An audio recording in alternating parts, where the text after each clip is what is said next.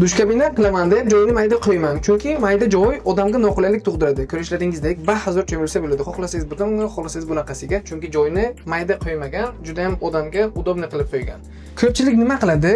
Dush kabinaga juda ham mayda joy qo'ygan sababli mana bunday qilib cho'miladi. O'ziga noqulaylik ham tug'diradi, cho'milganini ham bilmaydi.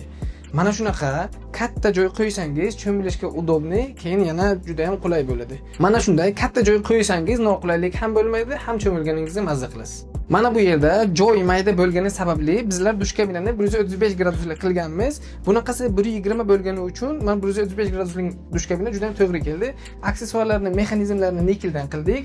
Petllarni ikkita qo'ydik. Ko'pchilik yozishlari mumkin, nimaga 3 ta emas deb. Sizlar bilishlaringiz uchun 50 kiloni ko'taradigan me'yor bo'lsa bo'ldi. Undan ortig'i isrof bo'ladi. Sizni faqat pulishni ishlaysiz qoladi, bizga u narsa kerak emas.